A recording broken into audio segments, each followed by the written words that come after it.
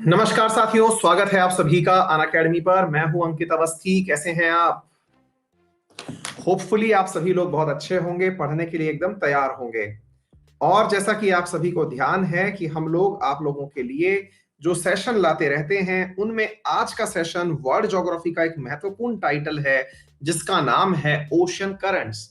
हम आज के इस सेशन में आपको ओशन करंट्स डिस्कस कर रहे हैं, लेकिन इसके साथ साथ आपको यह भी बता दें कि जल्दी ही ओशन करंट्स के बाद में बस एक छोटा सा काम और बच जाएगा, और वो है इंपॉर्टेंट ग्रासलैंड्स का। जैसे ही ग्रासलैंड्स वाला काम पूरा होता है, हम तुरंत आपके सामने मेरे प्यारे साथियों इंडिया का मैप लाकर रख देंगे। ठीक है, तो चलिए शुरू करते हैं आज के इस सेशन को अपने तमाम साथियों के साथ में। और सेशन की शुरुआत में जैसा कि आप सभी को ज्ञात है कि ओशन करंट्स बनती क्यों हैं, ये हमने लास्ट लेक्चर में भी ब्रीफ किया था, लेकिन फिर भी आपके सामने एक बार फिर से ब्रीफ किया जाएगा। लेकिन हमेशा की तरह कुछ जरूरी बातें जो हमें करनी होती हैं, वो आपको भी पता है।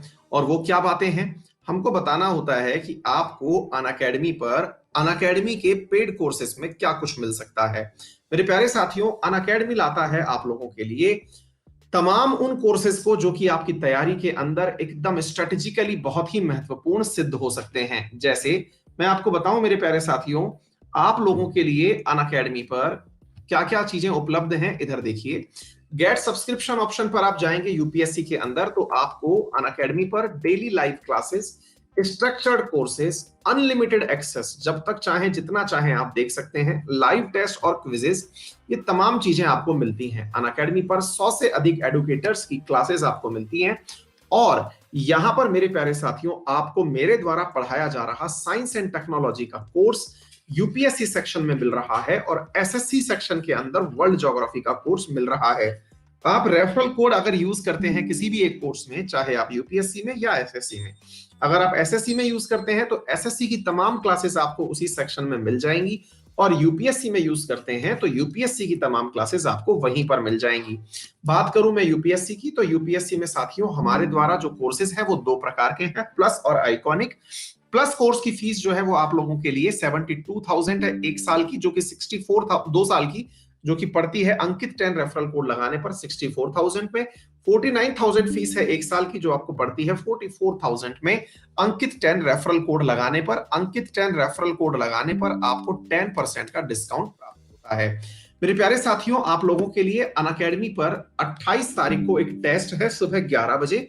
इस टेस्ट में 60 क्वेश्चन 60 मिनट में पूछे जाएंगे।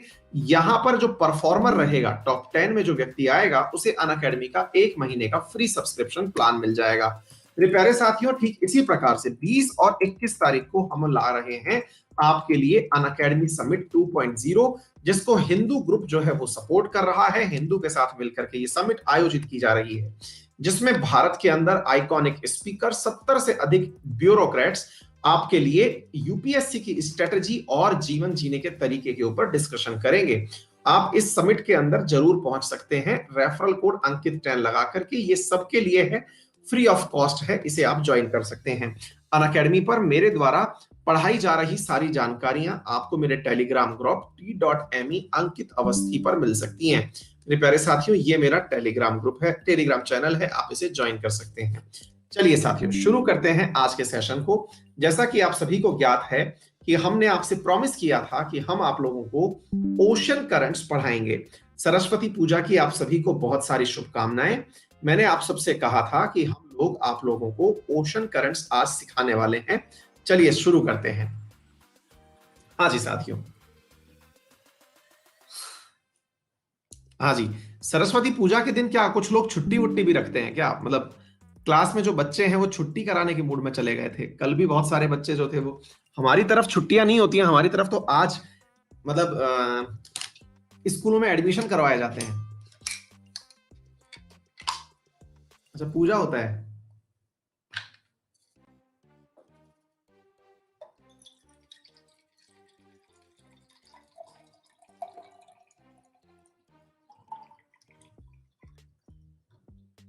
अच्छा, आज पढ़ाई की पूजा होती है, हाँ?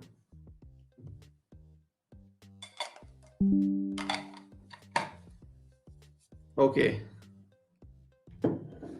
कुछ विद्यार्थी बोल रहे हैं कि वीडियो स्टक हो रहा है। स्टक क्यों हो रहा है ये तो नहीं पता है, एक बार हम लेकिन रिफ्रेश कर सकते हैं आपके लिए। रुकिए, अब सही है, चलो परफेक्ट है। हाँ जी साथियों, तो जैसा कि आप सभी को दिख रहा है कि हम आपके साथ में वर्ल्ड की प्रमुख ओशन स्ट्रेट्स की चर्चा कर रहे हैं, वो सॉरी ओशन करंट्स की चर्चा कर रहे हैं, स्ट्रेट्स की करनी है, ठीक है, हाँ करेंगे। सभी को प्रणाम, आगे बढ़ते हैं। अब सवाल बनता है मेरे प्यारे साथियों कि ओशन करंट्स चलती क्यों हैं। मैंने आप लोगों को पहले भी बताया था, फिर से एक बार बता दे रहा हूं। ओशन करंट्स पृथ्वी के अपने अक्ष पर घूमने के कारण बनती है। मैंने तरीका भी सिखाया था कि किस तरह से ओशन करंट्स को आप पढ़ सकते हैं कि ये कैसे बनती होंगी। सभी को मैंने कहा साथियों, आप सभी को आज के दिन की बहुत सारी शुभकामनाएं, और मां सरस्वती आपके ऊपर विद्या की बरसात करे। डन। चलिए इधर सुनिए मेरे प्यारे साथियों, मैंने एक उदाहरण दिया था आपको समझाने में, शायद वो लाभप्रद रहा हो। कि सोचें कि आप किसी बस में बैठ करके यात्रा कर रहे हैं और बस जैसे ही चली आपको पीछे की तरफ झटके लगे। मैंने कुछ ऐसे करके आपको सिखाया था, अगर आपको याद हो। आपको मैंने बताया था कि जब भी कोई व्हीकल आगे की तरफ बढ़ता है तो जो यात्रियों को लगने वाले झटके हैं वो जड़त्व के नियम के अनुसार पीछे की तरफ लगते हैं। और यही हुआ हमारे साथ में। हमारी अर्थ जो है वो वेस्ट से ईस्ट की तरफ घूम रही है, वेस्ट से ईस्ट की तरफ घूम रही है। जैसे ही ये वेस्ट से ईस्ट की तरफ चलना शुरू हुई तो इस पर भरा हुआ पानी पीछे की तरफ टकराने लगा, पीछे की तरफ टकराने लगा। इस पर भरा हुआ पानी पीछे की तरफ टकराने लगा, पीछे की तरफ जब जाने लगा, चूंकि ये पानी धरती के बीचों बीच से टकरा रहा था और वहां पर थी स्थित इक्वेटर, इसलिए इस पानी की धारा को हमने इक्विटोरियल करंट नाम दिया। इसलिए इस पानी की धारा को हमने इक्विटोरियल करंट नाम दिया। क्या आपको इतनी बात समझ में आ रही है?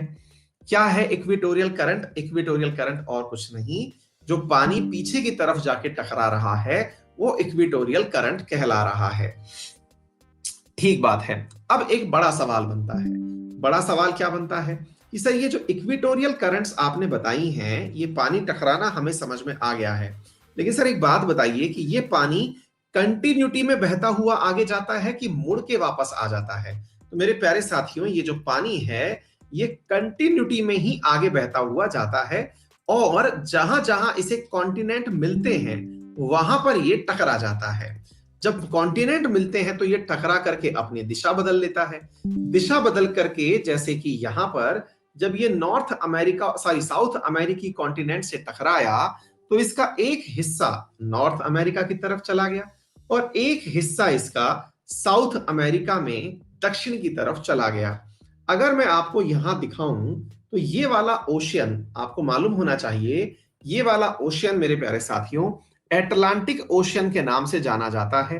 एटलांटिक ओशियन में ये वाली जो करंट आपको दिखाई दे रही है, ये वाली मेरे प्यारे साथियों आपके सामने ये वाली जो लाइन दिखाई दे रही है ये इक्वेटोरियल है। एटलांटिक ओशियन के अंदर ये वाली करंट ऊपर की तरफ निकल गई, ये नीचे की तरफ निकल गई। ये ऊपर नीचे बचने की जगह कई बार ऐसा भी होता है कि पानी अपनी ही दिशा में उल्टा भी लौट आता है। कई बार पानी ऐसा भी होता है कि अपनी ही दिशा में उल्टा भी लौट आता है।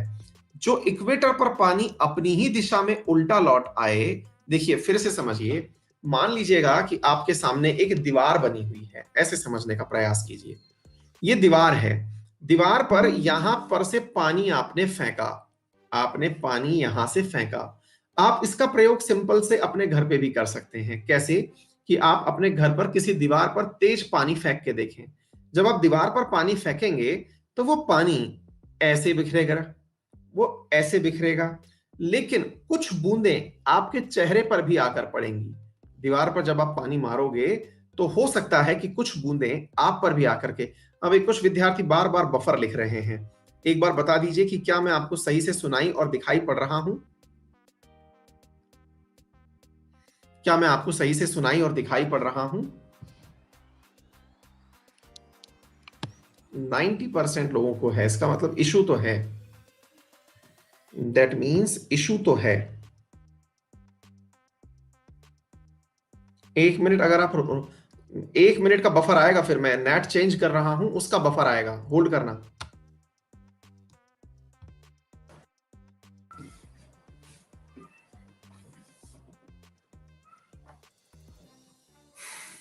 अब बता दीजिए।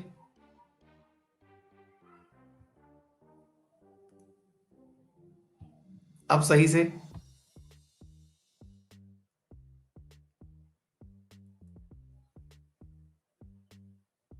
चलो अब ठीक है, अब सही है। ठीक है, आइए मेरे प्यारे साथियों। तो ये विद्यार्थी लिख रहे हैं सर ये छुट्टी वाले लोग हैं जो छुट्टी करवाना चाहते हैं। नहीं नहीं, छुट्टी नहीं करवाना चाहते, परेशानियां हो रही होंगी, जेन्युइन बच्चे भी हैं हमारी क्लास में। तो भैया ये जो पानी की कुछ बूंदें टकरा कर आपके सामने आई, देखिए दो तीन बातें स्पष्ट रूप से समझिए। ये पानी आपने सोचो कि इक्वेटर के थ्रू फेंका था, तो आपने इसे इक्विटोरियल करंट नाम दिया। क्या नाम दिया? Equatorial current. किधर से किधर जा रही है? ईस्ट से वेस्ट की तरफ जा रही है। हर जगह हम इसको ऐसे ही पढ़ रहे हैं, ठीक है बेटा। अच्छा, ये जाकर के समझो कि ये कोई कॉन्टिनेंट था, अफ्रीका था कि ये अमेरिका था, साउथ अमेरिका था, वो छोड़ देते हैं फिलहाल के लिए, है ना। ये किसी कॉन्टिनेंट पर टकराई, टकरा करके ये लाइन ऊपर की तरफ चली गई, ये लाइन नीचे की तरफ चली गई, अर्थात यहां से ये ऊपर की तरफ चली गई तो नॉर्थ नॉर्थ की तरफ चली गई, ये नीचे की तरफ चली गई तो साउथ की तरफ चली गई। एक इस इक्वेटोरियल करंट के अपोजिट भी बन करके आई, जिसे हम इक्वेटोरियल काउंटर करंट कहते हैं। काउंटर का मतलब होता है विपरीत, है ना। तो इसको हमने क्या नाम दिया? Equatorial counter current. ये हर जगह बन रही है, अभी मैं दिखाऊंगा आपको। तो उम्मीद है आपको north current, south current, equatorial current, counter current, ये तमाम बातें समझ में आ गई होंगी। जरा देखिए, जरा इस फोटो को देखिए और बताइए, क्या आपको मेरी बात समझ में आ रही है? मैंने क्या कहा, पहचानिए।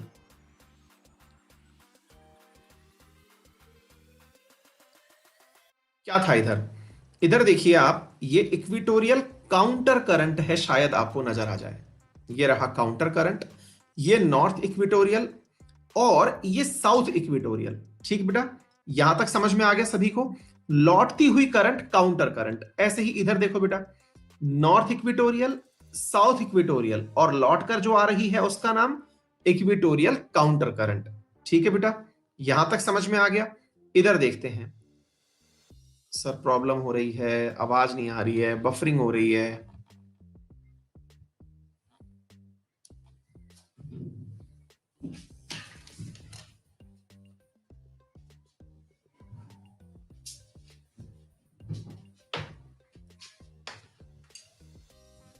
मैं तीसरा प्रयास केवल लगा के कर रहा हूं, अगर अब भी सही नहीं हुआ ना, वाकई में छुट्टी कर दूंगा मैं। पढ़ाने नहीं दे रहे हो यार। अभी मैं केवल लगा करके थर्ड चीज ट्राई किया हूं, अगर अब भी सही नहीं हुआ, ठीक है ना। हाँ, अब केवल भी चालू कर दिया मैंने, ठीक है। अब चल लो इधर। तो भैया इधर की तरफ मैंने आपसे क्या कहा कि जो इसके अपोजिट साइड में चली आ रही है वो हो गई काउंटर करंट। डन है बेटा। ऐसे ही इधर देखिए, अब काउंटर जरा नोटिस कर लीजिए क्या है। ये देखिए ऊपर की तरफ हो गई north equatorial, south equatorial, again counter. हर जगह काउंटर करंट पहचानिए आप बेटा एक बार। North equatorial, south equatorial, counter. Clear है? यहां तक हम सभी को सारी बातें समझ में आ जानी चाहिए कि हमने करंट्स को इक्वेटोरियल, साउथ इक्वेटोरियल और काउंटर में बांट लिया है। यहां तक कोई दिक्कत नहीं है। चलिए अब चलते हैं आगे। यहां से आगे अब हमने कहा कि भाई इन करंट्स के नाम क्या हैं, एक बार उन्हें याद किया जाए। चलते हैं, याद करते हैं। देखो बेटा, सबसे पहले मैं अटलांटिक ओशन में ही आपको लेके चलता हूं। देखिए, पानी आया, पानी आकर के इससे टकराया। जब टकराया तो यहां पर एक देश था बेटा जिसका नाम था ब्राजील। क्या नाम था? ब्राजील। तो ब्राजील के पैरेलली पानी जो है वो नीचे की तरफ जाने लगा। तो बेटा इस नाम को हमने दिया ब्राजील करंट नाम। क्या नाम दिया? ब्राजील करंट नाम दिया। ये जितने भी रेड कलर में मैंने आपको करंट दिखा रखी हैं बेटा, ये रेड कलर आपको बता रहा है कि ये गर्म जलधाराएं कहलाएंगी। कैसी जलधाराएं कहलाएंगी? गर्म जलधाराएं कहलाएंगी। ठीक है बेटा। और जो आपको ये ब्लू कलर की दिखाई दे रही हैं, ये मेरे प्यारे साथियों ठंडी जलधाराएं कहलाएंगी। क्या कहलाएंगी? ठंडी जलधाराएं कहलाएंगी। ठीक है ना? अच्छा, ऐसे ही इधर की तरफ देखिए, ये गर्म, ये ठंडी, ये ठंडी, ये गर्म। उम्मीद है आपको मेरी बात समझ में आ गई हो। ठीक है ना? इसके बाद में मेरे प्यारे साथियों, जो ब्लैक कलर में मैंने दिखा रखी हैं, ये आपको लॉन्गिट्यूड्स के पैरेलल चलती हुई करंट्स दिखाएंगी। अर्थात जो मतलब लैटिट्यूड्स के पैरेलल, जैसे इक्वेटर के पैरेलल चलती हुई करंट है, या फिर नीचे की तरफ जो अंटार्कटिक सर्कल है उस पर चलती हुई करंट है, वो यहां पर आपको दिखाई देंगी। उम्मीद है आप लोगों को ये बात समझ में आ गई। यार फिर से आप लोग बफर बफर लिख रहे हैं, अब इलाज नहीं है सर हमारे पास। फिर से बताइए।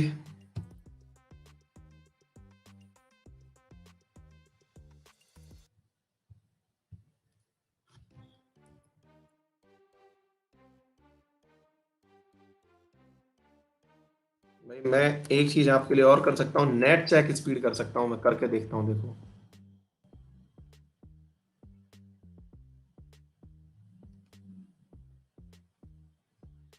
बाकी तो भैया मेरे हाथ में कुछ है नहीं,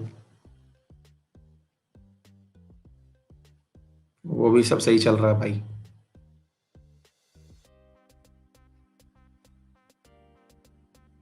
हम्म 89% बच्चे लिख रहे हो, लेकिन भाई ये इशू मेरे तरफ से नहीं है।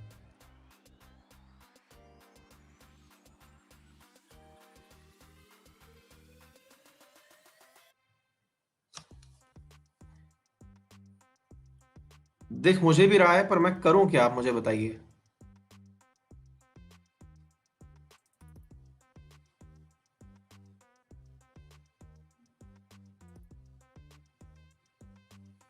अब या तो ऐसे ही चलने दूं, अटक तो रहा है, थोड़ा थोड़ा सा है।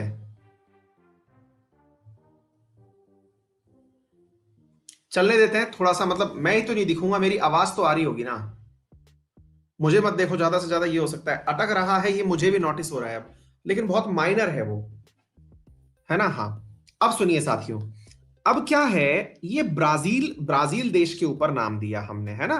चलिए अब दूसरी तरफ चलते हैं। अगर आपने नोटिस किया, ये देखो बच्चा, यहां पर ये एक करंट का नाम दिखाई दे रहा है, इसका नाम है बेंगुएला करंट। अब आप पूछेंगे सर बेंगुएला करंट नाम क्यों दिया गया है? क्योंकि मेरे प्यारे साथियों, यहां पर एक देश है, उसका नाम है अंगोला। उसका नाम क्या है? अंगोला। ठीक है ना? मैं आपको एक बार के लिए मैप में वो अंगोला भी दिखा देता हूं, एक मिनट रुकना बेटा, है ना?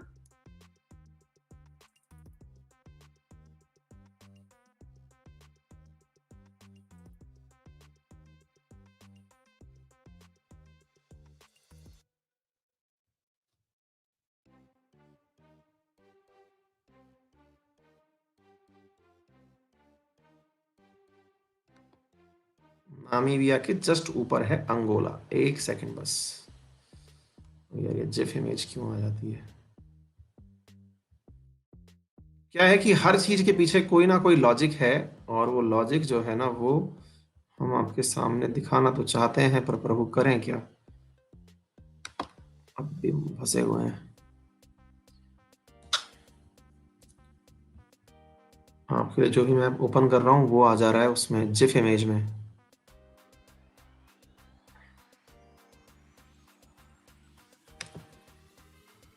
ये वाला हो जाए क्या पता, हो जाएगा ये वाला।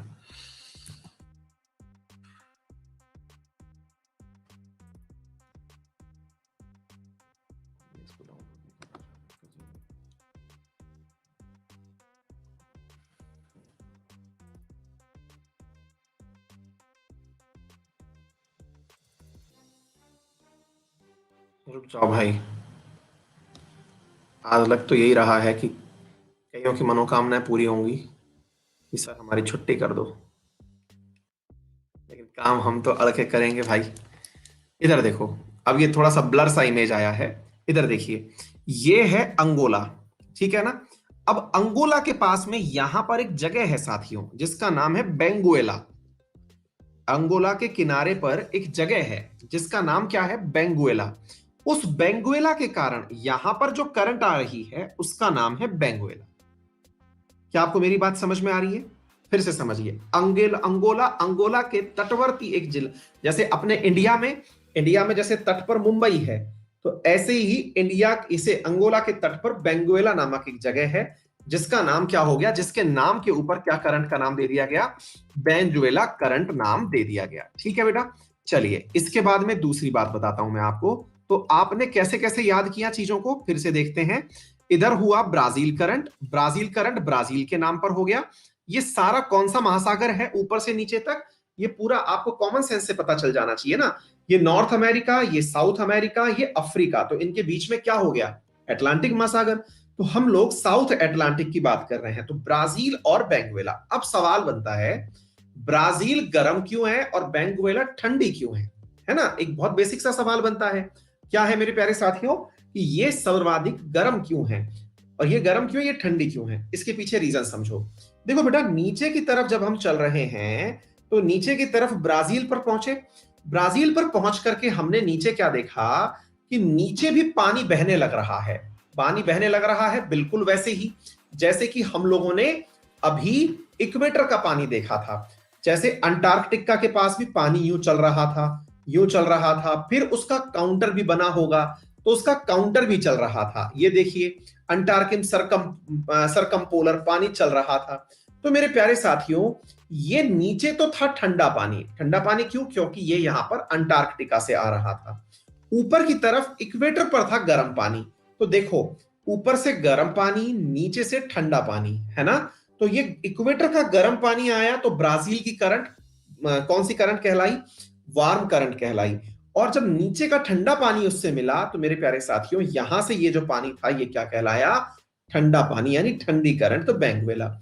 इसी बेंगुएलन करंट के कारण मेरे प्यारे साथियों, यहां पर एक डेजर्ट पाया जाता है, जिसका नाम क्या है, नामीब डेजर्ट। क्या नाम है उसका, नामीब डेजर्ट। क्लियर है? उम्मीद है आप सभी साथियों को अब ये बात अच्छे से क्लियर हो गई होगी। अब थोड़ा ऊपर की तरफ चलते हैं। यहां पर आइए अब आप नॉर्थ अमेरिका की तरफ। नॉर्थ अमेरिका की तरफ मेरे प्यारे साथियों, यहां पर देखें अब आप, ये वाला जो पानी ऊपर की तरफ चला गया था, क्योंकि इक्वेटर से टकरा करके इधर गया था, इक्वेटर से टकरा करके इधर गया, और यहां पर ये जगह थी आपकी साउथ अमेरिका। साउथ अमेरिका से गर्म पानी बोले तो बेटा, इक्वेटर पर सूरज सबसे ज्यादा देर तक रहता है ना। जो ठंडे क्षेत्र से आ रहा है वो ठंडा पानी, जो गर्म क्षेत्र से आ रहा है वो गर्म पानी। क्लियर? आगे बढ़ रहे हैं, आगे चलते हैं। अब क्या हुआ कि ये जो इक्वेटोरियल करंट है, अब ये नॉर्थ की तरफ जो इसका हिस्सा बटा, वो नॉर्थ की तरफ जाते जाते, अब देखिए इधर की तरफ, आपको मालूम होगा इस पर्टिकुलर क्षेत्र का कुछ नाम है। बोलिए क्या नाम है?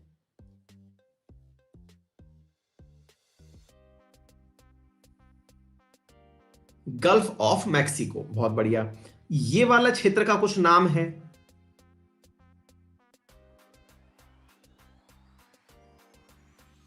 ये है कैरेबियन सी, है ना। अच्छा, तो गल्फ ऑफ मैक्सिको के कारण वहां से निकल रहा है, तो गल्फ के कारण से इसका नाम हो गया गल्फ स्ट्रीम, क्योंकि ये उसके पास से निकल रहा है। मतलब यहां बैठे लोगों को ऐसा लग रहा है कि ये लोग, ये जो पानी है, ये गल्फ से निकल करके ऊपर की तरफ आ रहा है, इसलिए इसका नाम गल्फ स्ट्रीम दे दिया। कंफ्यूज तो नहीं होंगे ना?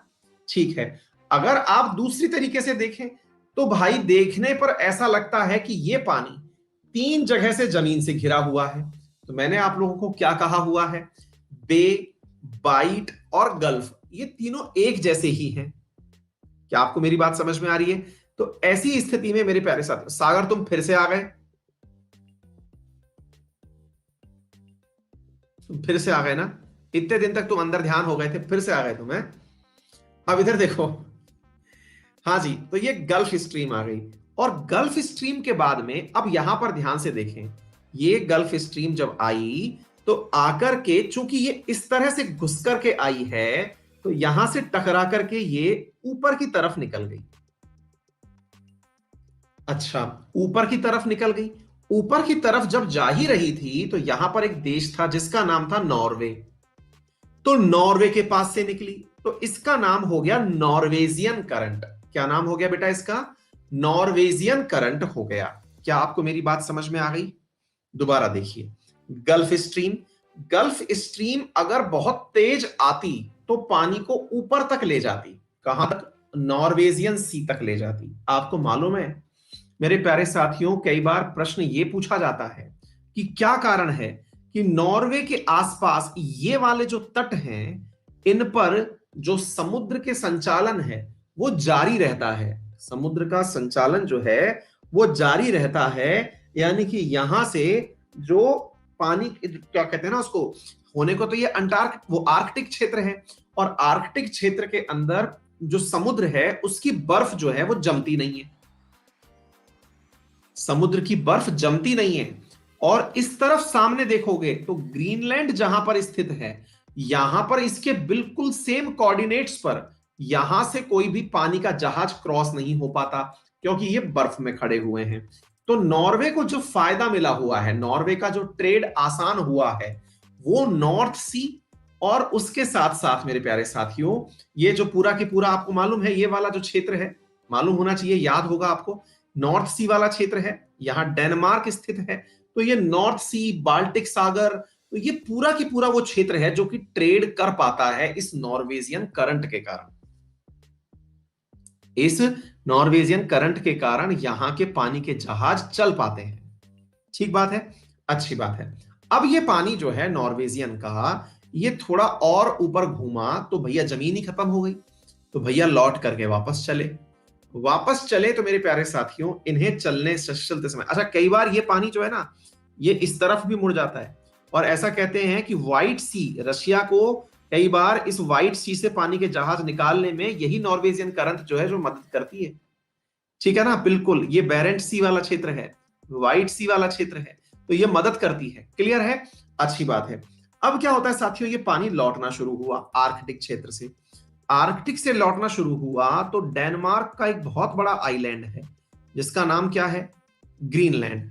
इस ग्रीनलैंड के बगल से पानी लौटना शुरू हुआ। चूंकि अब कहां से आ रहा है? ये ऊपर से आ रहा है। ऊपर का मतलब क्या कहते हैं इसको अपन, नॉर्थ पोल की तरफ से आ रहा है, तो ठंडा पानी है।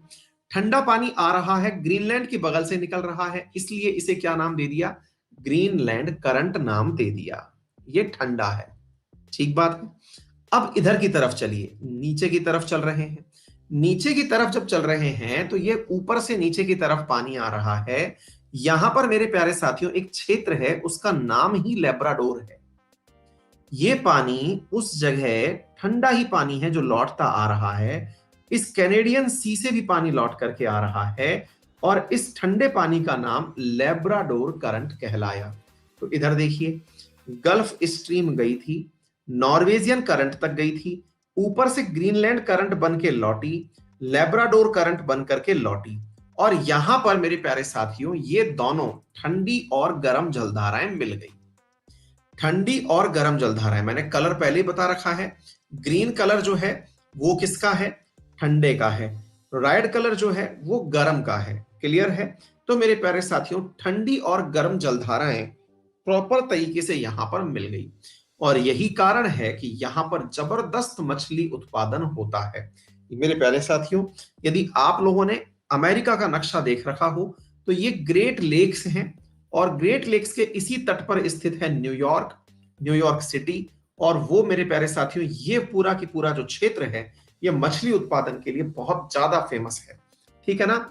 हाँ जी, तो यहाँ पे फिश का उत्पादन जबरदस्त तरीके से होता है, क्योंकि गर्म और ठंडा पानी जहां मिलता है वहां मछली उत्पादन बहुत अच्छे से होता है। ठीक बात है।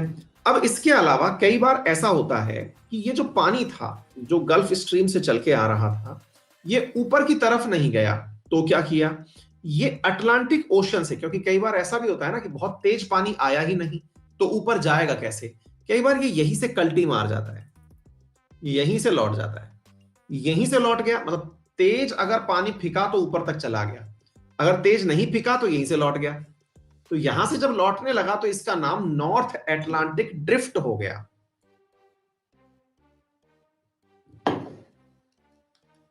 इसका नाम क्या हो गया?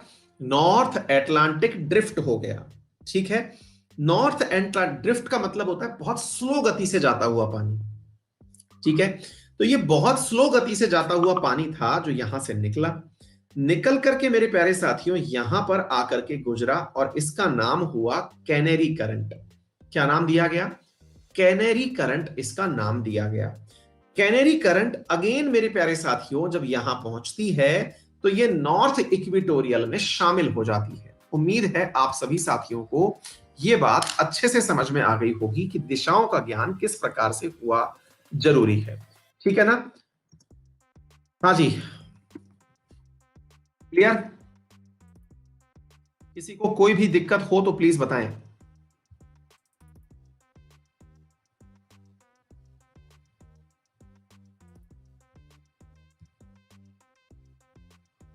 हाँ भाई, नहीं, एक दिक्कत हो सकनी चाहिए थी लेकिन आपको हुई नहीं, वो बात अलग है। कैनेरी को कैनेरी नाम क्यों दिया गया? हालांकि जैसे ब्राजील को ब्राजील नाम दिया गया, बेंगुएला को बेंगुएला नाम दिया गया, गल्फ को गल्फ के आधार पर दिया गया, ग्रीनलैंड को ग्रीनलैंड को, सबको जगह के आधार पर। मेरे प्यारे साथियों असल में ये वाला जो अफ्रीका है ना, इसके सामने यहां पर आइलैंड्स हैं, सामने आइलैंड्स हैं, उनका नाम मेरे प्यारे साथियों कैनेरी आइलैंड है। उनका नाम क्या है? Canary island. ठीक है ना? तो कैनेरी आइलैंड के कारण इसका नाम कैनेरी करंट हो गया। आसान था? चलिए आगे बढ़ते हैं। अब एक बार पैसिफिक ओशन के बारे में भी देख लेते हैं, रिवीजन करेंगे अंत में, लेकिन एक बार के लिए ध्यान से सुने। सर आप तो सुनाई दे रहे हैं, आपका कर्सर मूव ही नहीं कर रहा, गल्फ स्ट्रीम में ही अटका हुआ है। भाई साहब मैं एक बार भाई रिफ्रेश कर दे रहा हूं।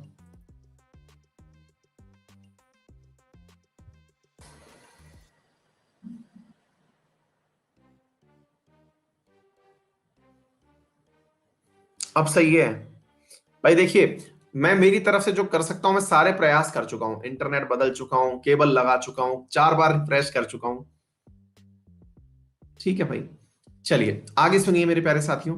यहां से नेक्स्ट देखिए, अब यहां से मेरे प्यारे साथियों ये वाली जो करंट, बेटा वो मैसेज क्या पता इसलिए कर पा रहा हूं क्योंकि मैसेज वाला ऑप्शन चालू हो।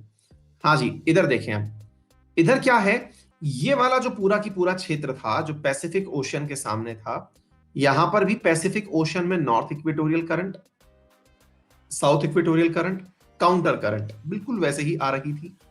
आपको ये तथ्य इसलिए ज्यादा याद रखना चाहिए क्योंकि ये जो पैसिफिक ओशन में आने वाली करंट्स हैं, इन्हीं के कारण मेरे प्यारे साथियों दो प्रमुख कंटेंट में चीजें आती हैं। एक का नाम अल नीनो, एक का नाम ला नीनो। जो अल नीनो और ला नीनो हैं मेरे प्यारे साथियों, वो असल में इसी का प्रमाण है। अल नीनो और ला नीनो जो प्रयास है वो मतलब क्यों आते हैं, वो इसी करंट का प्रमाण है। क्या है अभी सुन लीजिएगा, मैं आपको बताता हूं, इसी में आ जाएगा, इसलिए इन करंट्स को बहुत सीरियसली लीजिएगा। फिर क्या हुआ, तो ये जो नॉर्थ इक्वेटोरियल करंट है साथियों, ये अगर ऊपर की तरफ चली जाती है, ऊपर की तरफ बोले तो चाइना के ऊपर की तरफ चली जाती है, ठीक है, तो इसका नाम होता है कुरोशियो करंट। क्या नाम है इसका? कुरोशियो। आपको मालूम होना चाहिए, ये रहा चाइना, इसके सामने ये वाला क्षेत्र है जापान, ये है पूरा की पूरा क्षेत्र फिलीपींस, गर्म हवाएं ऊपर की, गर्म पानी ऊपर की तरफ जा रहा है, तो इसका नाम कुरोशियो करंट हो गया। ये कुरोशियो करंट जो है मेरे प्यारे साथियों, अगेन वैसे ही जैसे यहां पर अटलांटिक ड्रिफ्ट बना था, वैसे ही मेरे प्यारे साथियों यहां पर नॉर्थ पैसिफिक करंट बना सकता है। ये कुरोशियो जो है ये अगर ऊपर की तरफ निकल गया और यहां से रशिया के बगल में से लौटकर नीचे आया, तो मेरे प्यारे साथियों इसे ओयोशियो करंट कहा गया। क्या कहा गया? ओयोशियो करंट कहा गया। तो कुरोशियो और ओयोशियो, इन दोनों करंट के मिलने से जापान के इस क्षेत्र में यहां पर सामने मेरे प्यारे साथियों जबरदस्त मछली उत्पादन होता है। अगेन बात निकल के आती है, कुरोशियो और किसके कारण से? ओयोशियो के मिलने के कारण क्या होता है? जबरदस्त मछली उत्पादन हो पाता है। ठीक है ना? डन? अब आगे बढ़ते हैं। ये ठंडी और गर्म जलधाराएं हैं जिन्हें आपको समझ लेने की आवश्यकता है। इसके बाद में मेरे प्यारे साथियों मैं आपको यहां से आगे लेके चलता हूं। इसके अलावा और कौन सी बातें हैं जो आपको पता होनी चाहिए? ये सारे के सारे आइलैंड्स हैं साथियों यहाँ पर, है ना? तो इन जलधाराओं को आप याद कर लीजिए। इसके बाद में मैं आपको अब आगे लेके चलता हूँ, नीचे की तरफ चलिए। इधर देखिए। आज क्या यार, पढ़ने का रिदम ही नहीं आने दिया आप लोगों ने। इतना ज़्यादा कमेंट कर करके ना कि ये चीज़ नहीं आ रही है, वो नहीं आ रहा है, वो नहीं आ रहा है। मैं आधे समय तो ये कमेंट पढ़ रहा होता हूँ कि हाँ भाई, कोई मतलब सब कुछ सही तो चल रहा है। डल हो गया है मामला एकदम। हाँ जी, इसके अलावा सुन लीजिएगा, ये एक विद्यार्थी ने कहा कि हाँ सर, आपने सही कहा कि यहाँ पर मछली का उत्पादन होता है, पर एक चीज और जान लीजिएगा, इस तरह का जो माहौल होता है यहाँ पर, जल के अंदर पाए जाने वाले फाइटोप्लैंक्टन्स और जूप्लैंक्टन्स जो होते हैं, उनका निर्माण भी जबरदस्त तरीके से होता है, जिसको खाने के लिए मछलियां जो हैं वो यहाँ पर आती हैं। ऐसे ही मेरे प्यारे साथियों, ये करंट जो है, ये ऑस्ट्रेलिया की तरफ जब मुड़ती है, जो इक्वेटर से ऑस्ट्रेलिया की तरफ मुड़ी है, तो ये ऑस्ट्रेलियन करंट कहलाती है। ऑस्ट्रेलिया के जस्ट सामने इधर की तरफ साउथ अमेरिका है, जो आपको यहां से नजर आ रहा है। इधर देखिए, आपने यहां पर ऑस्ट्रेलिया के ईस्ट में करंट भेजी, ये साउथ इक्वेटोरियल करंट थी जो ऑस्ट्रेलिया के ईस्ट में गई, तो इसको आपने क्या नाम दिया? East Australian current. ये ईस्ट ऑस्ट्रेलियन करंट घूम करके नीचे से साउथ पैसिफिक से होते हुए ऊपर चल करके आई, तो यहां पर दो देश थे, पेरू एंड चिली, उनके बगल में से निकली, तो ये करंट पेरुवियन करंट कहलाई। मेरे प्यारे साथियों, इसी पेरुवियन कोल्ड करंट के कारण यहां पर, अगर आपको मालूम हो तो, हमने आटाकामा और पैटागोनिया दो मरुस्थल पढ़े थे, तो आटाकामा मरुस्थल इसी का प्रमाण निकल के आता है। ये कोल्ड करंट है। अगर मेरे प्यारे साथियों, इसके अंदर मतलब अगर ये जो करंट है ये अपना तापमान परिवर्तित कर ले, यानी कि कोल्ड करंट जो है, यदि ये कोल्ड करंट जो सामान्यतया ठंडी है, वो अगर परिवर्तित होकर के गर्म हो जाए, तो इसी परिस्थिति को हम अल नीनो कहते हैं। क्या कहते हैं? अल नीनो कहते हैं। अगर यही करंट और ज्यादा ठंडी हो जाए तो ला नीनो कहलाती है। ठीक है। जैस बिश्नोई पूछ रहे हैं कि कोल्ड करंट से डेजर्ट कैसे बनता है, क्योंकि मेरे प्यारे साथियों, कोल्ड करंट का डेसिकेटिंग इफेक्ट होता है। ठीक है ना? हाँ जी, फिर से सुनिएगा, मैं आपको क्या बोल रहा हूं। आपके मन में एक सवाल बना। सवाल सबसे बड़ा ये था कि सर, अल नीनो और ला नीनो का निर्माण कैसे हुआ? अल नीनो और ला नीनो का निर्माण यूं हुआ कि ये पानी जो है, ये ऑस्ट्रेलिया के बगल में से निकला, ऑस्ट्रेलियन करंट गई और इधर से पेरुवियन करंट बन के ऊपर आ गई। ऑस्ट्रेलियन करंट गई, इधर से पेरुवियन करंट बन के ऊपर आ गई। ये तो सबको समझ में आ गया। लेकिन होता क्या है कि यहां पर आप लोगों को दिखाई दे रहे वो हैं, आइलैंड हैं, उन आइलैंड से बहुत बार ये इक्वेटोरियल करंट का पानी टकरा करके वापस लौटता है। जब ये वापस लौटता है तो इक्वेटर पर होने के कारण ये गर्म होता है। तो ये गर्म पानी जब वापस लौटता है, तो इस पानी को ये ठंडा, जो ठंडा पानी था, देखिए इसको आप उधर की तरफ देखिए, दूसरी तरफ देखिए, इधर दोनों को यूं समझिए, मैं इस वाली साइड को ए लिख रहा हूं, इस वाली साइड को बी लिख रहा हूं, ये दोनों असल में एक ही जगह की बात हो रही है। समझ में आ रही है? तो ये वाला जो पानी था जो इक्वेटोरियल पर जा रहा था, ये जो काउंटर करंट बन के लौटा, तो काउंटर करंट कई बार इस पेरुवियन करंट को प्रभावित कर देती है। पेरुवियन के ठंडे पानी को आने ही ऊपर नहीं देती। जब ये पानी ऊपर नहीं आ पाता, तो ये ठंडा पानी गर्म पानी से मिल जाता है, और मिलने के कारण यहां पर सामान्यतया मछली उत्पादन बहुत प्रभावित होता है, अच्छा होता है। लेकिन जब ये ज्यादा गर्म पानी नीचे की तरफ चल देता है, तो ये पूरा की पूरा मानसून को, भारतीय मानसून को प्रभावित करता है। ठीक है भाई, मुझे आज यहीं रोकना पड़ेगा। I am not feeling well. Thank you.